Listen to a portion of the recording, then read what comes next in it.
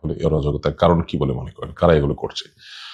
দেখুন, দেশে যে অরাজক একটা পরিস্থিতি গত বেশ কিছুদিন থেকে দেখা যাচ্ছে, সেটি নানা কারণে হতে পারে। একটা সরকারের কোনো জায়গা থেকে যে দুর্বলতা আছে, অথবা নতুন একটা সরকার এখনো পুরোপুরি স্টেবল হয়ে উঠতে পারেনি। এই সুযোগে বিরোধী যারা আছে, যারা সরকারের সাথে শত্রুতা পোষণ করে, তারা পরিকল্পিতভাবে এটা ছড়িয়ে দিতে পারে। আবার যতটুকু হয় তার চেয়ে বেশি ছড়াছড়ি করে মানুষের মধ্যে আতঙ্ক সৃষ্টি করার চেষ্টা হতে পারে।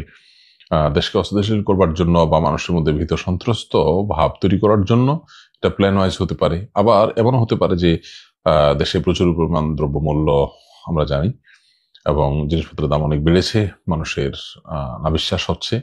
এদিকে পুলিশ পরিপূর্ণ এখনো তাদের অ্যাক্টিভিটিস আগের মতো ওইভাবে বাড়াতে পারছে না।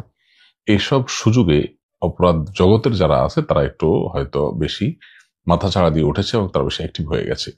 অতএব এদেরকে দমন করতে হবে শক্ত হাতে, এবং জনগণকেও সর্বসম্মতিক্রমে জাতীয় ঐক্য গড়ে তুলতে হবে, এবং এই জাতীয় সমস্যার সমাধানে সবাইকে কাঁধে কাঁধ মিলিয়ে এগিয়ে আসতে হবে। সবাই যদি সচেতন হয়ে যায়, ইনশাআল্লাহ সেক্ষেত্রে এটা সমাধান করা সম্ভব। শুধু পুলিশ বা কোনো বাহিনীর উপরে একা নির্ভরশীল না হয়, আমরা প্রত্যেকে যার যার জায়গা থেকে এই জাতীয় অপরাধ কর্ম যেগুলো সমাজে হয় সেগুলোর বিরুদ্ধে যদি সামাজিক আন্দোলন, সামাজিক প্রতিরোধ গড়ে তুলি, ইনশাআল্লাহ এগুলো থামানো যাবে।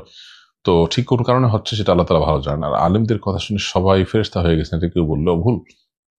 তবে এটা ঠিক যে আমাদের তরুণদের মধ্যে একটা বড় অংশ তারা আলহামদুলিল্লাহ দিনের পথে এসেছেন, যার ফলশ্রুতিতে তরুণদের দ্বারা অপরাধ সংগঠন হওয়ার যে ধারা বা তার যে প্রবণতা বা রেকর্ড, সেটা কিন্তু আস্তে আস্তে কমে যাচ্ছে আল্লাহর ফজলে। এটা তরুণদের দিনের প্রতি অগ্রসর হওয়ার অন্যতম একটা লক্ষণ এবং আলামত। বিধায়